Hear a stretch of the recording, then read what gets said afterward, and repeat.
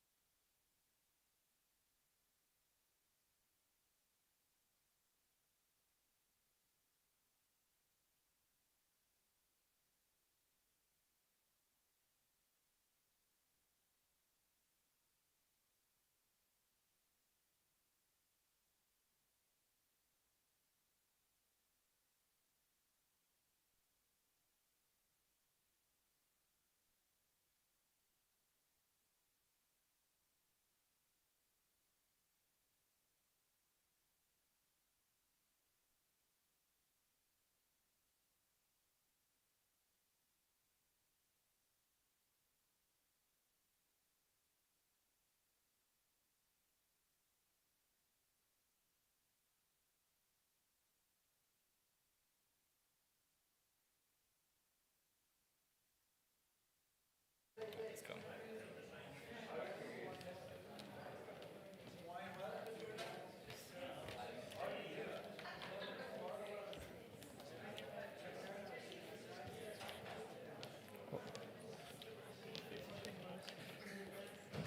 I bring it down.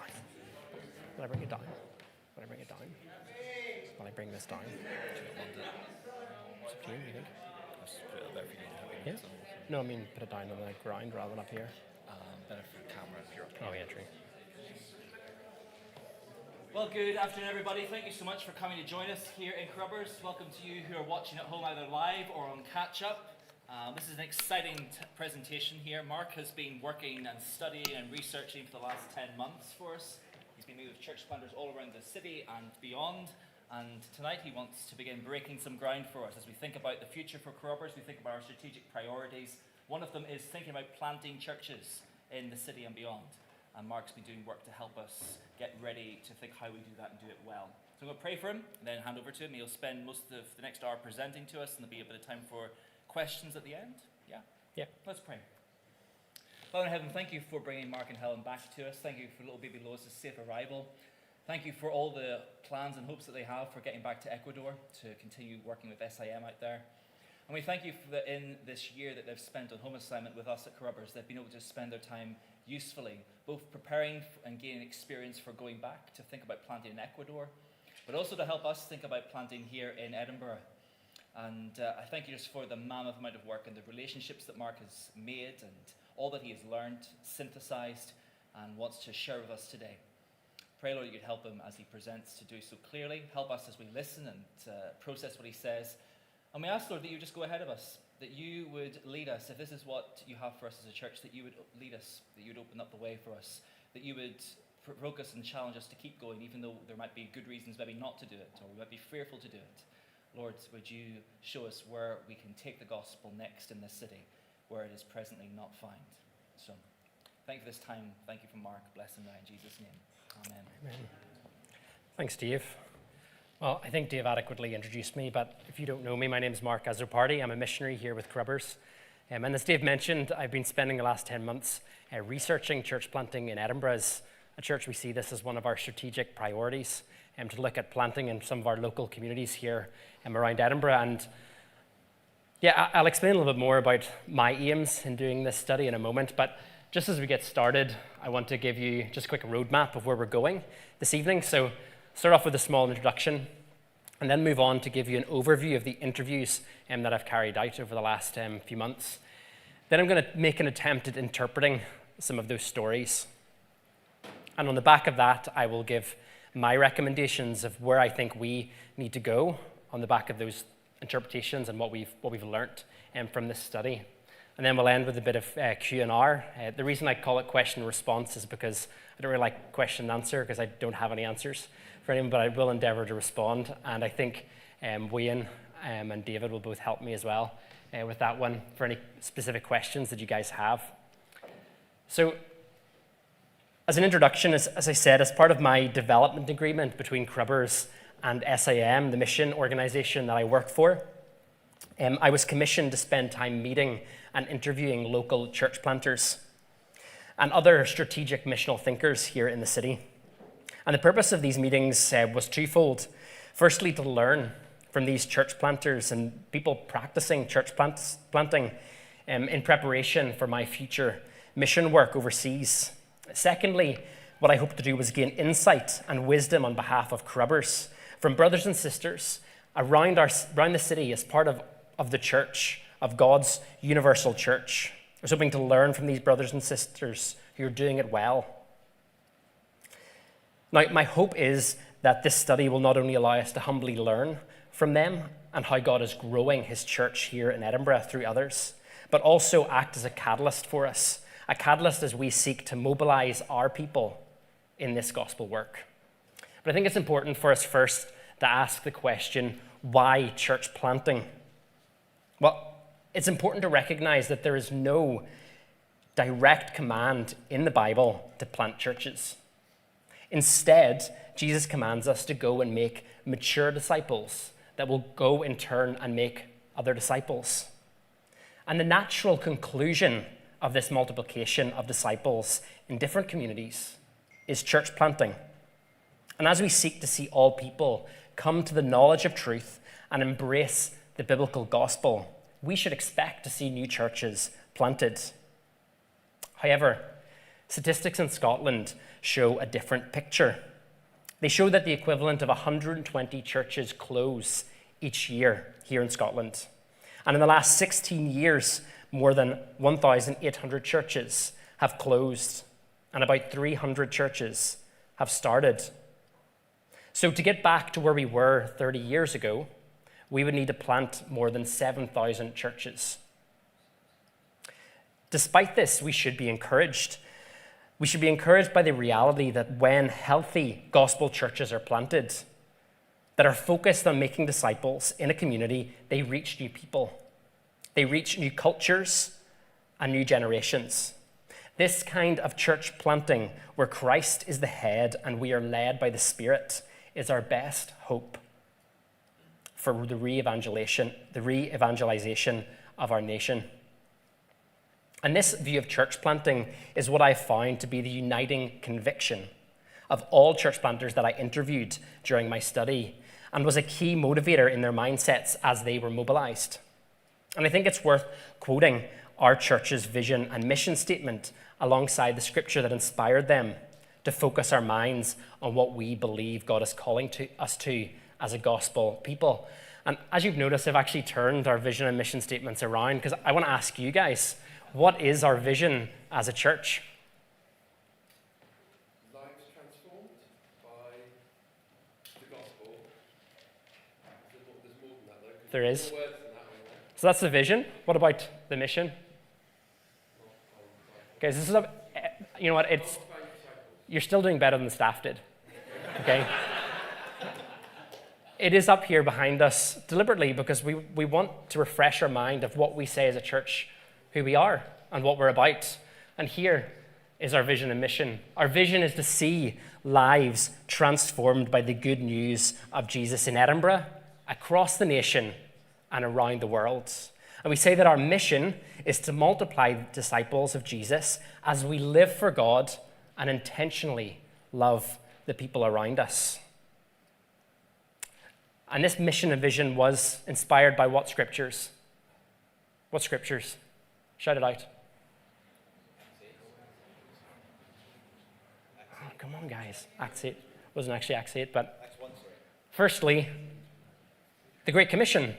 The Great Commission that is, go therefore and make disciples of all nations, baptizing them in the name of the Father and of the Son and of the Holy Spirit, teaching them to observe all that I, that is Jesus, have commanded you. And behold, I am with you always to the end of the age. And this was to be done in the Great Commandment. It says, you shall love the Lord your God with all your heart and all your soul and with all your mind. This is the great and first commandment. And the second is like it, you shall love your neighbor as yourself. Guys, this is what we're about as a church, isn't it? This is what we're about. Well, over the last year, I've interviewed 9 church planters who have planted churches in Edinburgh and its surrounding communities. Their plants have ranged from 1 to 11 years old and are parented from a range of different Edinburgh churches and different denominations and different church planting networks. And during the process, I made connections with a number of other church planters through various church planting networks, which reflects the real spirit of cooperation that there is here in this city at that grassroots level of church planting. Unfortunately, due to the time restrictions and busy schedules of these people, I've been unable to have personal meetings with them all. However, I've endeavored to make as much reference as I can to these various people in our city during the study. And the final list of interviewees is here, as you can see on the screen. And what we're going to do is, I've actually chosen 3 of the church planting stories as the main case studies for this presentation, as I think they demonstrate 3 distinct styles and approaches for church planting. And I believe that each case has something unique to teach us and shows how different strategies may be employed in different circumstances. I've also briefly mentioned the remaining 6 church planting stories in relation to the major case studies that they're most similar to. Afterwards, I'm going to give you some copies of this full study so you can read all the stories at length. So, here's the first one. Cornerstone, the Free Church of Scotland, that was led by Neil Macmillan. Now, Neil, he studied politics before going to Edinburgh Theological Seminary, and on graduating, he was sent by the Free Church of Scotland to work in a revitalisation project in Kilcotty. Now, the first 12 years were very slow and challenging for Neil and his and people working with him. However, by God's grace, they then experienced a new growth. And 5 years later, this church started planting new churches themselves. And Neil then was asked by the Free Church to move back to Edinburgh to help with their Scotland-wide church planting strategy. And at the time, the Free Church had a strategy of planting churches every 3 years and then giving those churches 10 years of support. However, this strategy was costing them about £1.5 million per church plant over the 10 years. And it just turned out to be unsustainable for them. So Neil spent a lot of time in these years learning from international church planters and different networks as well that he connected with during that time to see how they could help the Free Church improve their efforts. They decided to make St. Columba's as the established city centre church for Free Church Scotland, a kind of church planting hub. And the idea was to raise up leaders and church planters through this hub to go out and plant new churches in various communities throughout Edinburgh and imprint those new churches with a new DNA, a culture of mission and church planting, so that they too in turn would become church planting churches. It was their intention not to create clone churches of St. Columba's, but to plant community churches that were best suited to reach the local people where they were now situated. And Neil himself became the first of these new church planters, deciding on breaking ground in Morningside, a community in the south of the Edinburgh city centre. Initially, this was a part-time endeavour for Neil, and he continued to work part-time for the Free Church. And Neil started by gathering a small group of believers regularly in his home. And there they spent a year praying, studying the Bible, and focusing on building friends and networks in that community, in the community of Morningside. And after a few years, they decided to run a Christianity Explored course and invite those people that they'd been witnessing to. And God blessed these efforts, and people came to faith. And the group now had outgrown Neil's home. And through God's providence, they supplied that church plant with a new building, which is the schoolhouse there in Morningside. And the team moved towards doing services and having public worship so that they could accommodate this growing congregation. And the vision for the plant was that growth would happen through relationships, and therefore home groups continue to be their key missional driver. And it's been a really successful thing for Cornerstone as new believers come into the church through home groups and feel a real sense of belonging to this church family. Now, Neil, he is a big supporter of church planting networks and encourages mentorship, which he sees to be the biggest influence and benefit for a church planter. Neil helped found Generation, which is a church planting network run by the Free Church of Scotland that aims to catalyse church planting in Scotland. And they partner with people like 20 Schemes, the FIC, Acts 29, City to City, and other church plants. Generation also supports an initiative called Urban Incubator, which brings together new church planters for peer-to-peer training and encouragement. And that Urban Incubator is led by Tom Muir, who is the lead church planter at Esk Valley down in Roslin. And Neil, he's really clear that Scotland is going to need all types of church planting efforts if we're going to reach the diverse group of people that make up our nation. Now, two other churches that are similar to this story is Christ Church Queensferry, that's led by Adam McNinch, and Centrepoint Edinburgh in Liberton, that is run by or led by Gordon Wright. Now, you see, the story of Christ Church Queensferry is similar in as much that Charlotte Chapel identified a sizable number of their church members that lived in the South Queensferry area. And in 2016, they asked Adam and his wife Judith to lead a home group in that area. And that was just part of their simple midweek discipleship strategy, but over time, this home group began to grow. Members of the home group started to invite friends and neighbours to join, and it became apparent that there was a significant need for evangelical outreach in the community. Adam was then asked to lead a church planting effort, and the launch of public worship was the natural progression of the gospel work that had already started through this home group.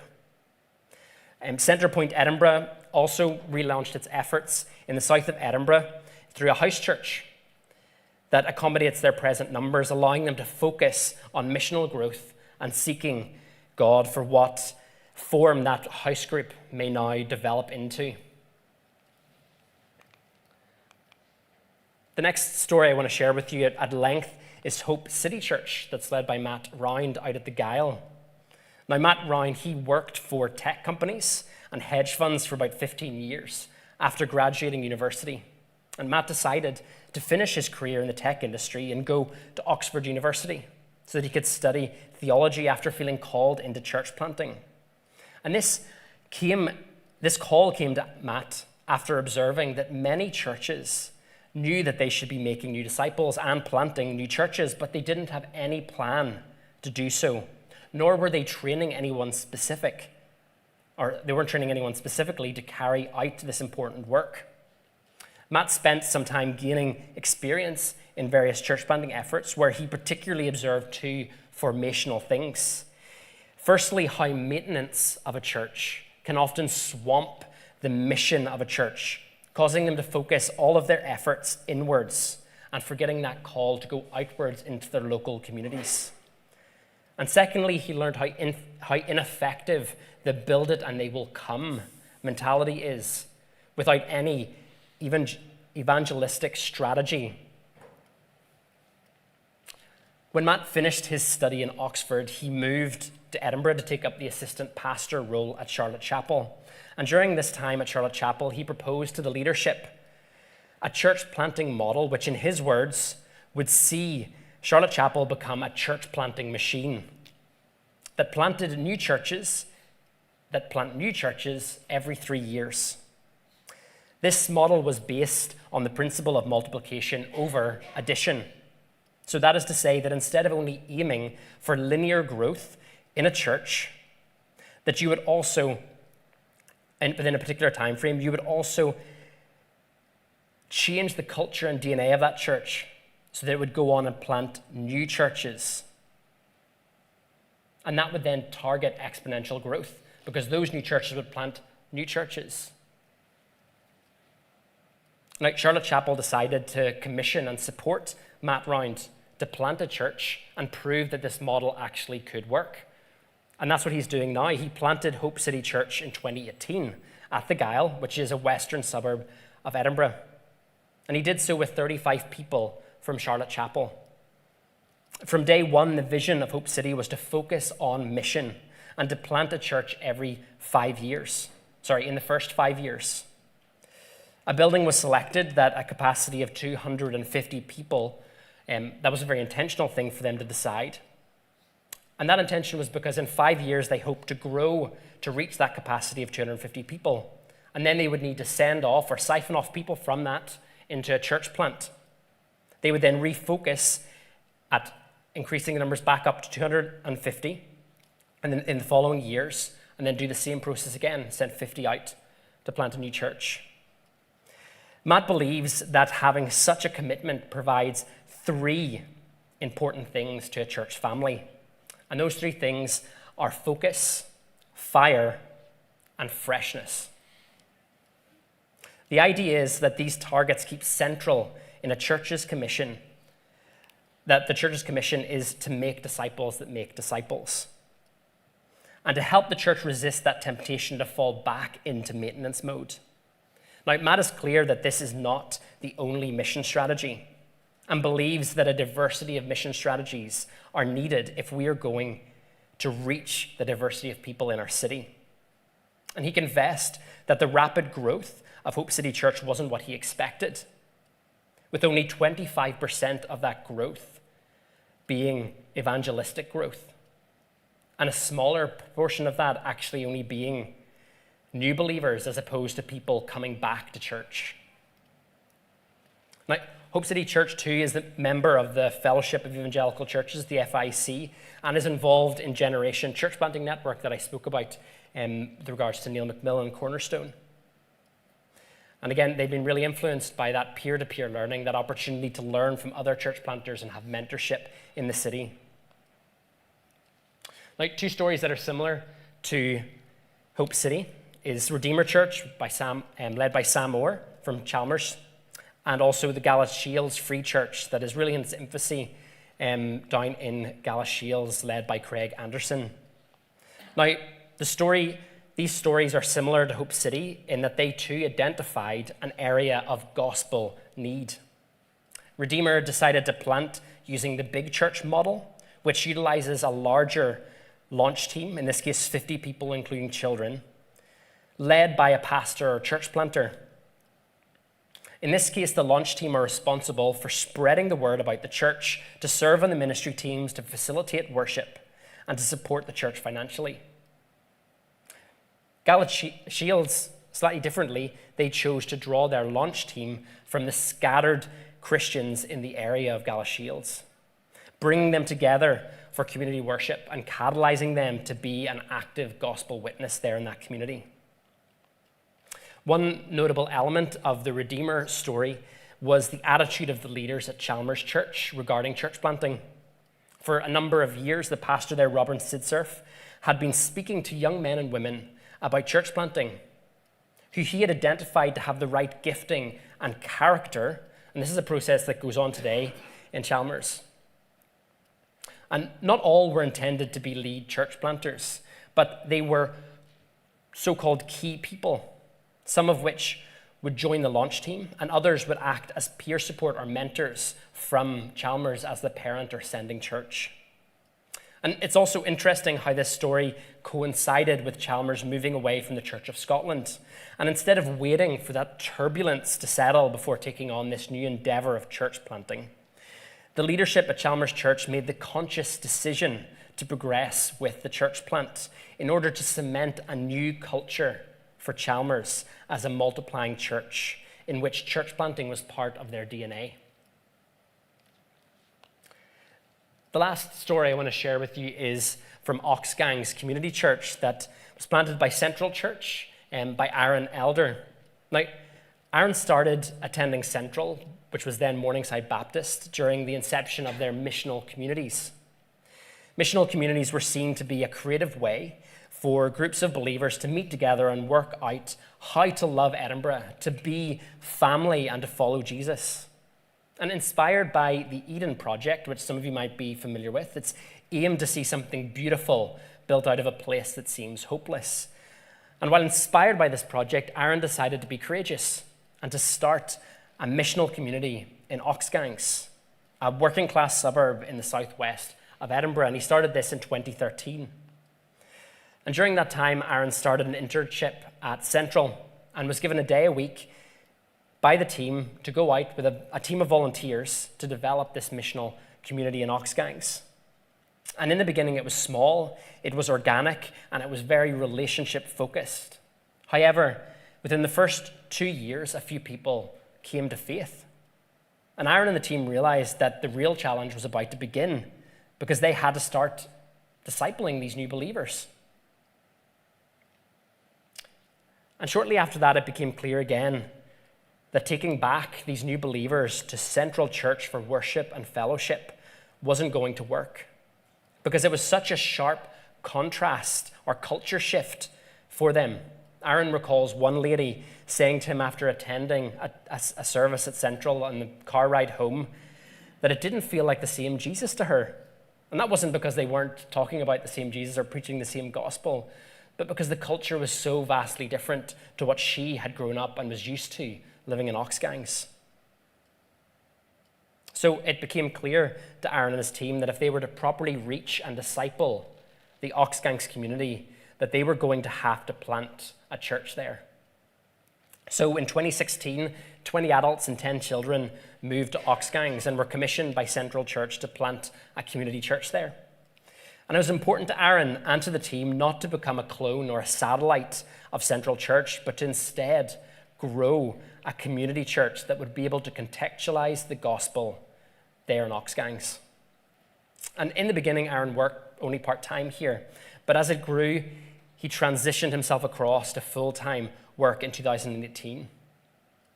And the church in Oxgangs has always met in community spaces, starting in a room above a pub, then went to a school hall, and finally into the local community centre. And recently, they've been able to rent a shop on the small high street there in Oxgangs to be a community hub in order to give them that street presence throughout the week. Now, the most difficult thing about the church plant for Aaron has been the expectations of both the launch team and his sending church. However, Aaron has always been eager that the mission of the plant should not be dictated by outside expectations, but instead determined by how well their efforts can best serve and reach the people of Oxgangs. And as a result, the culture that is formed is tangibly missional. It's experimental, and it is where risk-taking and unlikely people find courage to try new things. They find courage to love people and to reach new people. A key principle of the church's outlook is that if we closed up doors today, would the people of this community miss us? Now, a culture of multiplication and church planting is also a deliberate feature of Oxgangs Community Church, as it hopes to replicate that mission-first approach that saw itself planted. And presently, Aaron says there are 5 or 6 ongoing ministry efforts that he sees in the future could potentially become a church plant. And since day one, Oxgangs Community Church have committed 5% of their income each year to be held back for a future church planting effort. Forge Network has also been a really important influence on Aaron's church planting journey, having largely benefited from this network's training and their principles of mission first and the primacy of disciple making, looking to generate that right type of growth. 2 other good examples that are similar to Oxgangs is the Wallingford Living Room, planted by Grubbers back in 2012 and led by Andrew Agnew, and also Niddry Community Church that is currently pastored by Andy Constable, but was planted there by Mez McConnell in 2012. Now, both Wallingford, the Living Room there, and Niddry Community Church have similar stories in respect to both having a history of mission in the community. The mission in Niddry dated back to 1896. So over 100 years of mission going there. And both church planters said that they were committed to reaching the community and recognized the need to live among the people that they hoped to reach and be a real contributing member of the community. Andrew Agnew and his launch team focused on finding people of peace in the community and establishing themselves there, getting to know what Andrew called the movers and the shakers. And these people became vital points of contact that allowed Andrew and his team to get traction in Wallyford and build a solid reputation from which they could better engage that community. The story of mission and its positive reputation was also fundamental to the work as it legitimized the living room in the local community, notably with those that had been part of the youth work when they were teenagers. In the case of Niddry Community Church, Mez and subsequently Andrew Constable did something very similar. They were so convinced by the extent that God would use these types of mission efforts to plant churches in the most difficult places in Scotland that they birthed the 20 Schemes network. Their key observation was that there had been a rich history of mission in these schemes, in these housing schemes throughout Scotland. However, the missions always acted as parachurch organizations and not local church. And with the conviction that local church is the answer to reaching people within the schemes with the gospel, they started to train up new leaders and send them out to do exactly this, start local church.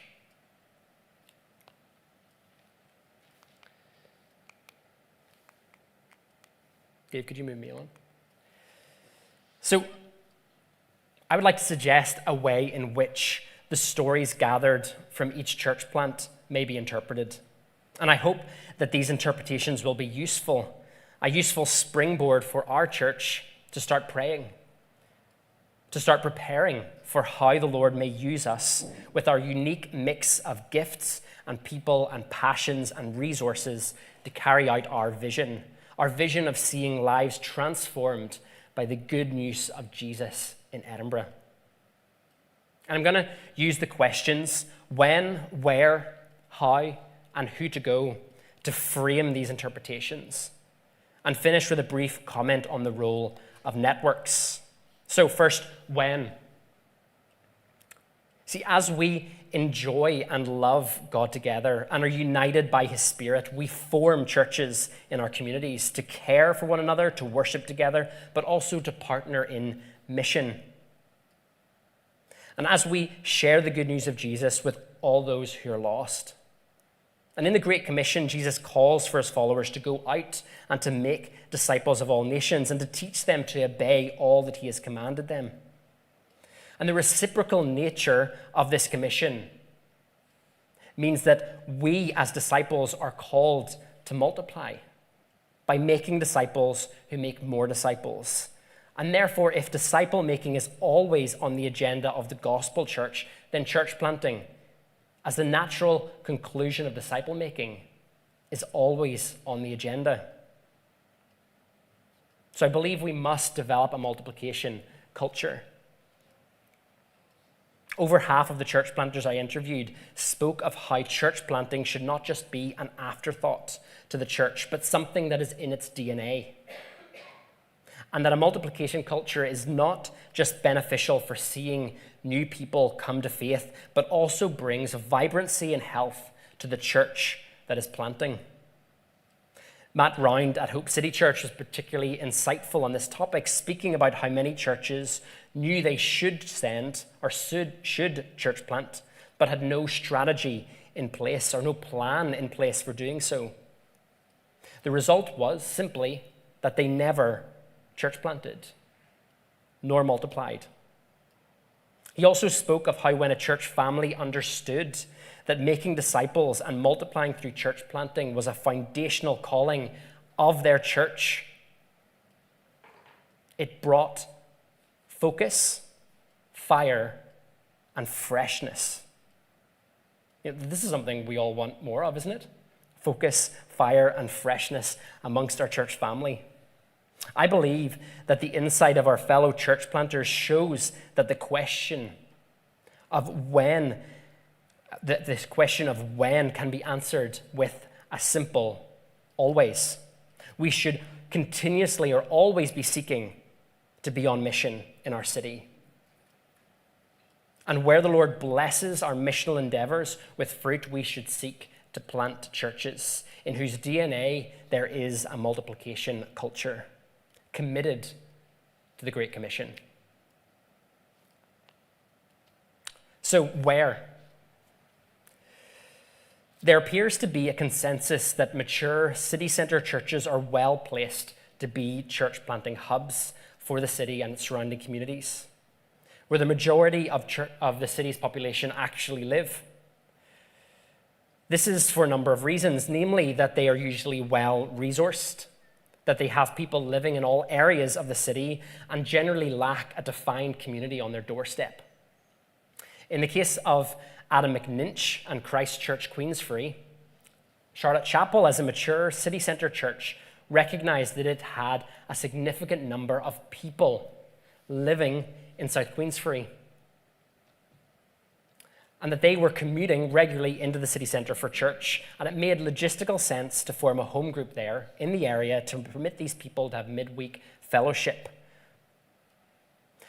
As that home group grew in love and conviction for reaching their immediate community, a church plant became the logical progression to allow those believers to better serve and reach that community and provide a place of fellowship and worship to those who came to faith through their witness. Chalmers Church, through extensive survey work, recognized that Collington area was a place of particular need. A particular place of need in the city that did not have a significant gospel presence. And therefore, they set their sights on church planting there. And in their case, they did not form a launch team around those who already lived in Collington, but instead decided that a big church model would be the most effective in the area. The church set out to form a suitable launch team around Sam Moore and a few other key people that would make meeting the perceived gospel need in Collington possible. And those who committed to being part of the church plant also committed to moving into the Collington area to be part of that community and to better serve and witness to them. Wallyford Livingston Church, Oxgangs, and also Niddry Community Church are all examples of church plants that arose out of gospel mission. All three of these church plants had their foundation in fruitful mission in their respective communities that both legitimized them amongst the people that they were looking to reach, but also grounded them in that right type of growth, evangelistic growth, disciple-making growth. And therefore, the people of the community did not think of them as strangers, but as people who already loved the community from day one when they opened their doors. And I don't believe that any one of these factors carry more weight than the others when deciding where to church plant, but instead each should be considered with respect to our church's circumstances, particularly searching for how these factors may provide natural opportunities to further gospel work and church planting. The next question would be how. And I think there is no one right way to church plant. Whilst each person I interviewed were passionate and dedicated to their chosen church planting strategy and the form of church that they hoped to plant and nurture, they were all reluctant to criticize other faithful attempts to church plant. I was humbled particularly by the evaluations of Neil McMillan and Matt Round, who both said that if we as the church are going to reach the diverse nation of Scotland with the gospel, we are going to need a diversity of church planting efforts. By saying there's no one right way to church plant doesn't mean that there aren't wrong and unbiblical and harmful ways to church plant, because there is. But instead, that there is no one single strategy or form of church that is going to be able to reach that diverse people in our nation. Neil McMillan reflected on how in the early days of Cornerstone, the church met in his living room, and someone commented to him, "I would have never walked through the door of a traditional church to hear the gospel, but here in your home, I'm more willing to trust you." Later on in their journey, when they opened the building and started having formal and public worship, another commented to him, "I would never have gone to someone's home to hear the gospel. I'm much more willing to listen and to trust you here." Finding an answer to that question of how should we church plant can be particularly intimidating, especially if we fear getting it wrong. However, I believe that God is more gracious than that, and gives us room to make mistakes, gives us room to learn. Mez McConnell, if any of you know him, is quite a character. He planted Niddrie Community Church, and he said to me while reflecting on this topic that if we were just going to sit around talking about church planting and afraid to do anything, we won't do anything at all. And he said he decided to do something different. He decided to plant a church. Now, I believe that we must take up God's courage in this and start multiplying. The experience of our fellow church planters shows that the strategy and form of a church plant that we decide to pursue should not be determined by finding the one right way. Instead, I believe we must pray that God would reveal to us the unique gifts that he has given our church and pursue disciple making and church planting in our city. We must pray that God would give us wisdom and courage to employ ourselves in the best possible way that makes the gospel most accessible to the people that we hope to reach. Aaron Elder encouraged church planting churches to release their teams from strictly defined expectations and instead to operate on an agreed minimum ecclesiology. That is what a church is and looks like, from where that church planting team may have freedom and flexibility to try new and creative ways to reach that specific community where they're called to serve. And the last question is who to go? Well, church planting is clearly not an individual endeavor. And in all cases of those that I interviewed, the need of a team of mature, missional, and committed believers was essential. And alongside that, also as essential was a team of great supporting people on the sidelines from that sending church. However, it's interesting to observe that in every case, an individual and their family were chosen by the parent church to lead the effort. And with the support of wise church leaders, were trained and entrusted with the day-to-day operation of the church plant and eventually to go on and pastor it. I think Chalmers Church is just an inspiring example of a leadership who encouraged people in whom they saw potential, both in gifting and character, to consider being part of future church planting efforts. With courage, they invited these people to consider church planting as their future ministry and to start praying. And these bold approaches were backed up by the leadership providing for these potential leaders and key members of future church plants avenues for training and preparation. Matt Round at Hope City Church wisely shared with me that churches will not entrust something as precious as church planting into a stranger's hands, no matter how qualified they may be. Therefore, if we believe that the church is called to make disciples and plant new churches, we must make preparations to specifically train the people of God that he is entrusted to do this important work. Matt continued to say that if we fail to do this and to raise up trusted leaders as church planters, we will easily lose focus on our convictions, and the work of church planting will simply just fail to happen. I want to just make a final word on the role of networking. A unanimous voice that was echoed by the church planters that I interviewed was the important role of networks in the inception and continued effort of church planting. This was not to downplay or replace the crucial role of a parent church, which I believe should still be understood as any church plant's primary network for financing, counsel, and pastoral support. And networks, there are typically two types. There are the international church planting networks that can be considered as places of training and sources of funding for a church plant, as passionate Christians from around the world come together to both support church planting efforts and to find support from experienced and well-resourced people. Networks such as the Pillar Network or City to City Network and Forge Network certainly provide this and evidently have been instrumental to church plants such as Christchurch, Queensfree, Redeemer in Collington, and Oxgangs Community Church. I was also able to attend the Pillar Network annual conference and meet like-minded church planters from all around Europe and America. They were not just sitting around talking about church planting. These were guys that were actively engaged in planting churches. And we're sharing those hard lessons learned. We're sharing encouragement, struggles, resources, financial support, and even opportunities with one another. The other type would be a local network such as the FIC, the Fellowship of Independent Evangelical Churches, Generation Network, and 20 Schemes that operate nationally and specifically in Scotland. They also seem to have been invaluable resources to support for many of the recent evangelical church planting efforts here in Edinburgh.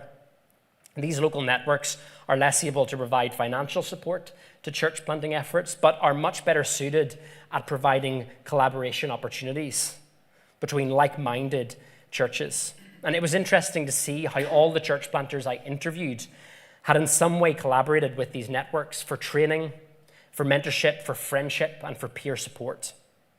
And these networks are presently providing Scottish church planters with formal and informal places to share ideas and struggles and joys and, importantly, prayer.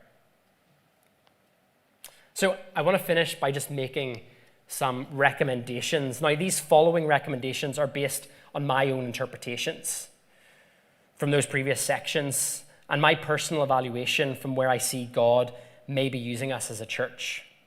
And some of these recommendations will include my opinion and my own biases. However, I want to surrender these to the discernment of our leaders and hope that they will be used to stimulate thought and decision-making as we seek to pursue our strategic priority of church planting. So firstly are the short-term actions. We must start praying. If we are serious about being a disciple-making and church-planting church in our city, then we must start specifically praying. Pray that God would raise up church planters and church planting teams among us. And pray for our brothers and sisters who are leading these efforts around the city and how we may be able to support them. Church planting is not a human endeavor and must be pursued in the will of God through prayer. Secondly, we must appoint a potential church planter. Without appointing a specific person to lead this effort, I believe we will continue to stall and not make progress that we hope for. Publicly appointing someone with a plan to support and train them will make our intentions for church planting and multiplication clear. I believe that putting clear action to this will inspire people to pray and participate with focus, fire, and freshness. And the other short-term action I believe we must make is commission a church planting investigation team. Build a team around that potential church planter to help with the investigation of church planting locations and provide counsel, motivation, and accountability to this work. This team doesn't necessarily need to be made of people who will become the launch team.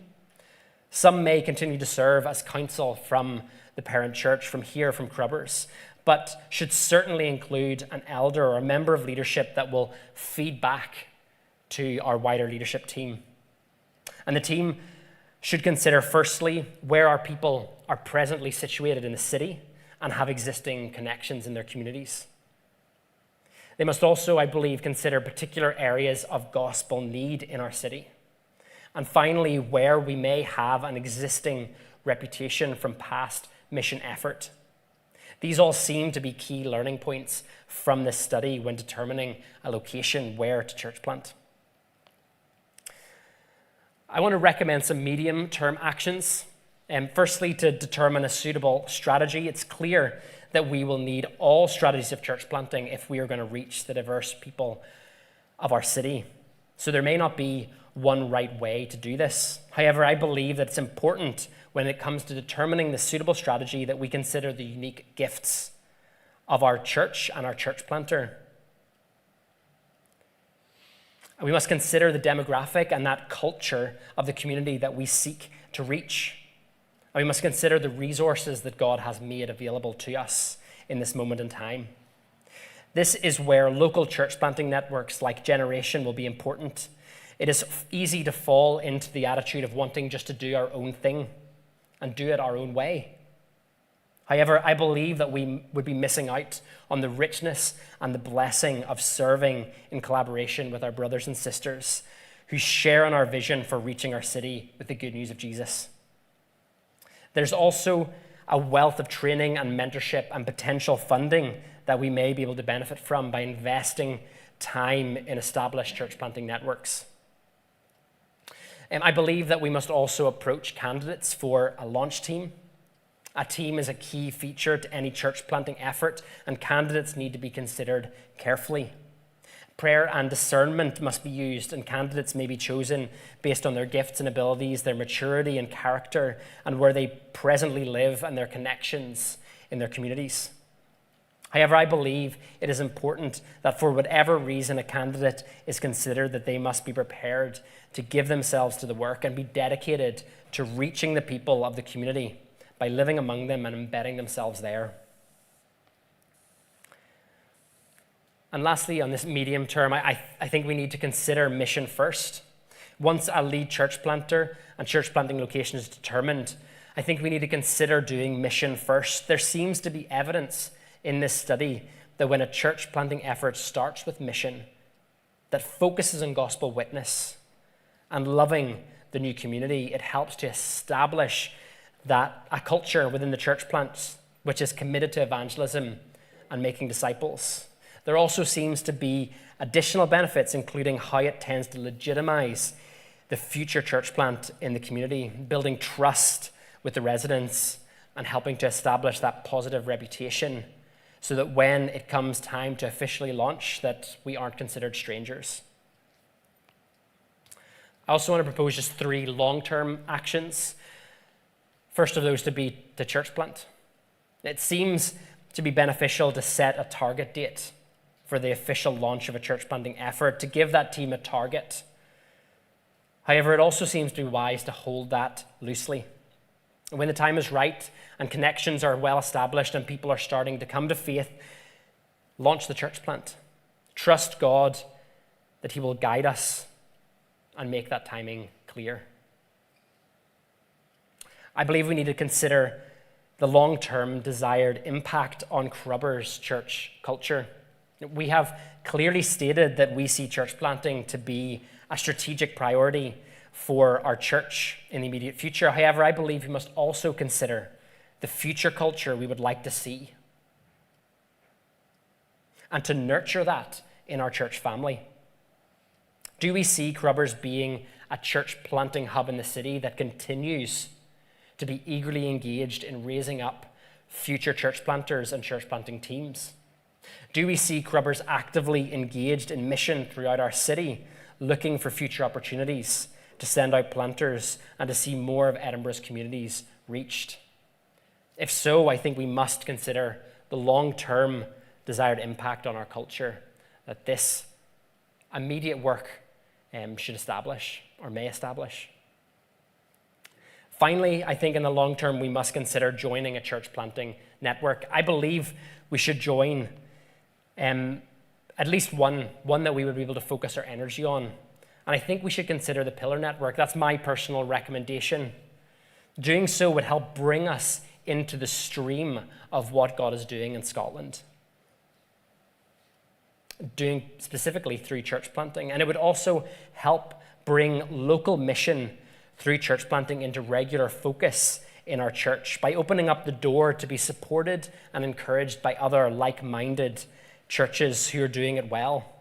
I also believe that we as a church have a lot to give to a network like Pillar. As a church that here we have a strong discipleship culture. We have a wealth of experience in overseas missions. And we have many mature disciples in our church family that would be an asset to a network like Pillar and contribute to the efforts of others as we continue to move towards that shared goal of seeing God glorified here in our city and in our nation and across the world. So I'm going to finish with this and ask the question, what could this mean for you? It definitely means prayer. Please, I'd ask you to take away what I'm going to hand you and make yourself a prayer list and start praying. Because whatever we as a church decide to do, we are going to need to pray. I'd ask you to consider how you might support that. How you might support that with your own efforts, your mentorship, your wisdom, your finances. We don't know. There's going to be a whole range of ways that we're going to be able to support this work. But each of us need to consider how we might play a role in that. And finally, go. Maybe the Lord is putting on your heart that you would be willing to be part of a church planting effort. And it comes at a cost to do so. It's a big shift and a big change. And I think now we must start asking that question and praying that the Lord would lead the right people into this work. And that could be you. So I ask, please go away and just think about what this might mean for you individually. Definitely pray. Definitely a way of support. And possibly going. So I just want to open it up to questions. Maybe we have a mic for people, but yeah, we have 5-10 minutes for questions, but please, I mightn't be able to answer. I'll definitely respond. But thoughts or anything else specific? Don't be shy.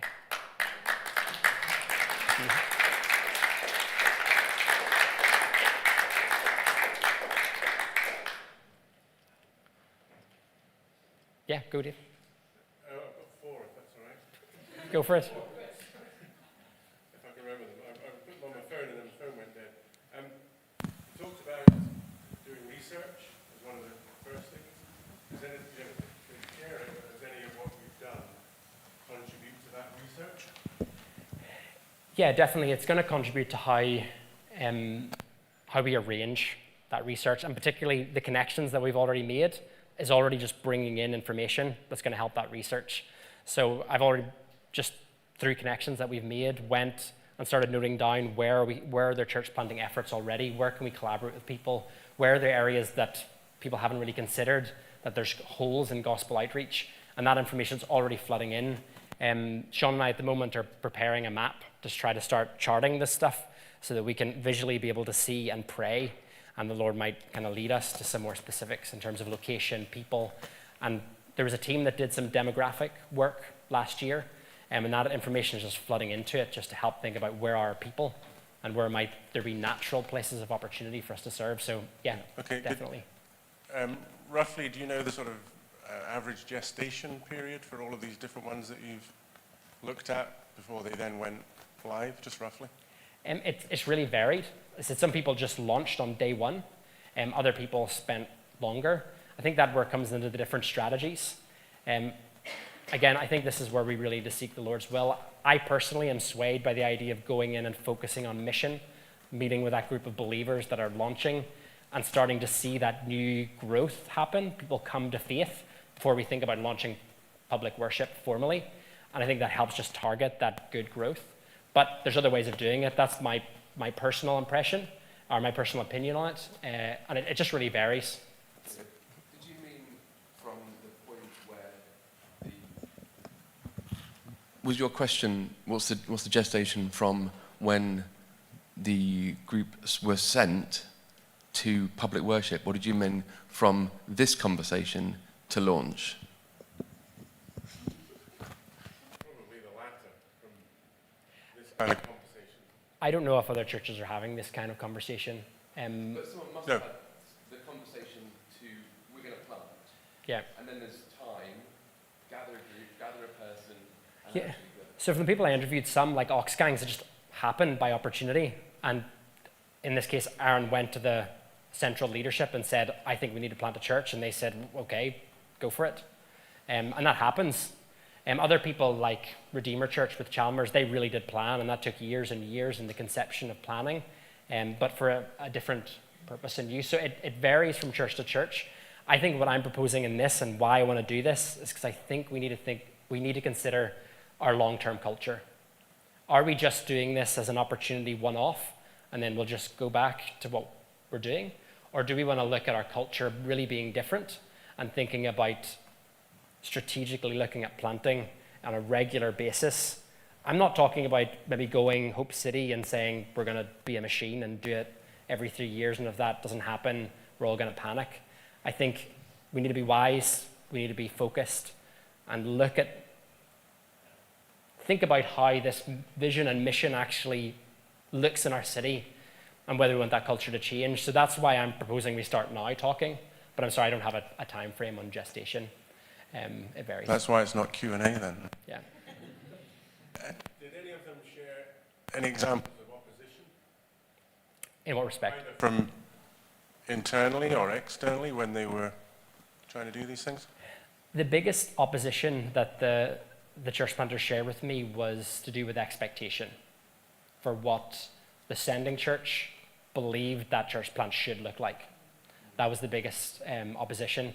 And I thought that, again, Aaron Elder's kind of insight was the most helpful on that, was just go away from your church leadership on what, at a minimum, is that church to be. And that is set, that you're all happy, that expectation is in place. And then from there, allow them to have that flexibility and freedom to best serve their community and contextualize it and do it in a way that is really going to see disciples made, not necessarily a clone of Grubbers, because we want to plant that gospel seed. We're not planting potted plants here. So, Okay. Is that helpful? There's one there at the back. It's interesting, the model of the home groups, because that was very organic, where they opened the doors of a home, and in some ways it's kind of a biblical pattern as well, where people gather in people's homes, and then it just kind of, ran out of space. And I remember when I first came to Carrubbers about more than 10 years ago, I went to a home group that grew very fast, and there was almost not enough space in the home.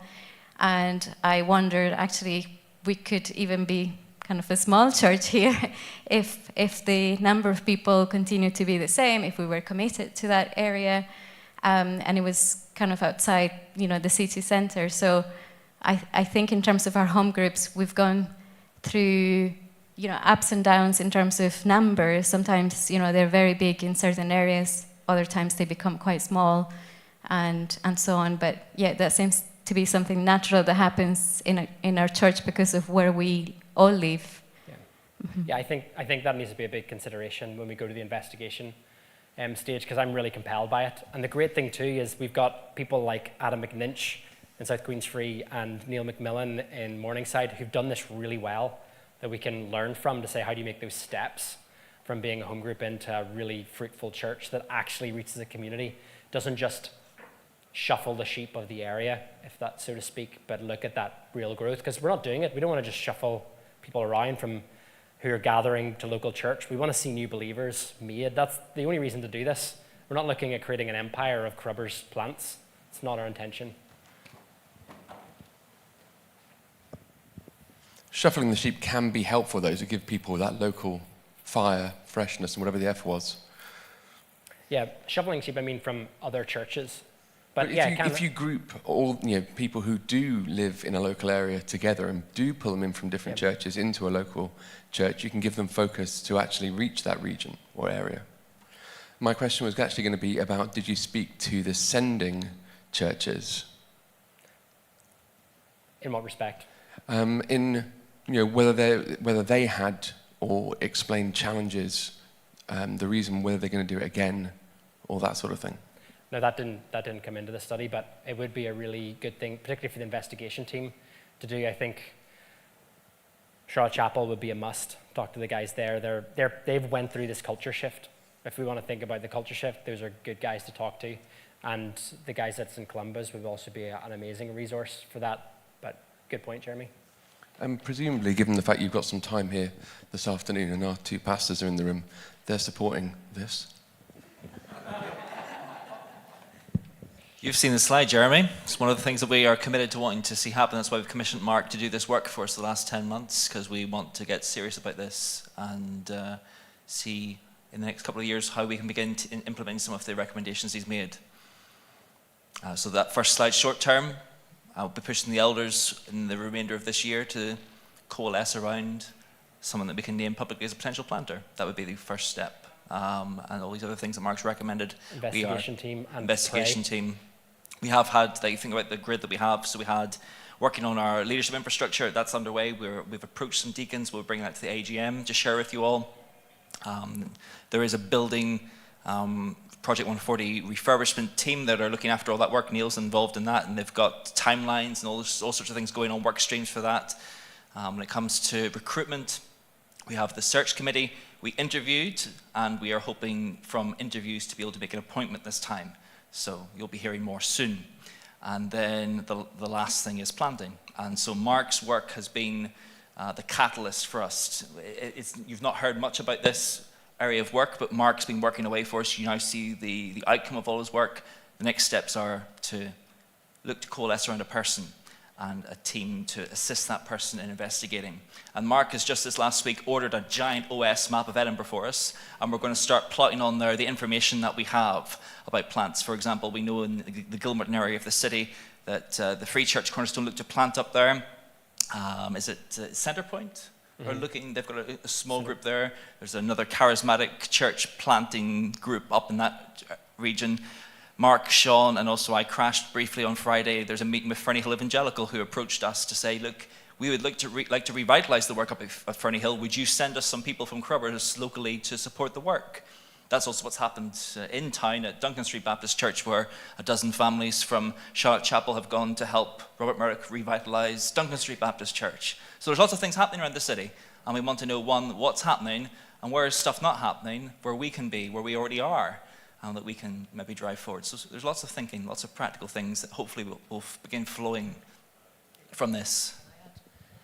Can I just add something on the Crubbers 140 project as well, which is related to this? We made a decision in the concept designs that we were not going to add another story onto this building, or we were not going to kind of take this floor away again and enlarge the size of our main hall. So we've created a restriction of somewhere around 300 people that can meet here in this building. So what that really forces us to do in the right way, I think, is that we kind of have to have a strategy of, if this is going to continue to be a church that grows, which it needs to be if it's a proper faithful church, then it needs to always have a strategy of planting churches. So we'll have people coming in and people going out and constantly moving these things on. So, Nigel, did you have? Yeah, I'm not sure if you covered this topic with the people you interviewed, and it may be just something for us to be thinking about. Did the subject come up about learnings about who to identify, the candidates, and were there any kind of things that they learned that they would do differently to identify people who weren't just on the surface excited, but that could really stay the course? And Yeah, whenever you get the handouts or you download them, read Redeemer Church from Chalmers. They had a really developed method of choosing the interviewing candidates. They kind of went to kind of maybe one end of the spectrum on that. And there's a lot of interesting and helpful information there. And one of the things Sam Orr reflected on was whenever you launch with a team, you think about the evangelism that you're going to do and the new disciples that you're going to make. And he said about how he didn't really consider the pastoral effort of the launch team. You still have got to pastor that church that goes with you. So just thinking about that as well, and the maturity of the people that come across and their commitment to that work is really important. So yeah, their story is really helpful, but yeah, there was some of that in the interviews. Some cases it was more organic, some cases it was more programmed and organized. I feel there must be a happy medium, but it's definitely one to consider. Is that helpful? Yeah, I think we have to call it time, but please either come and speak to me if you have questions or drop me an email. I'll happily answer or discuss more on this. But will we close in prayer? Would someone volunteer to pray as we close? Neil.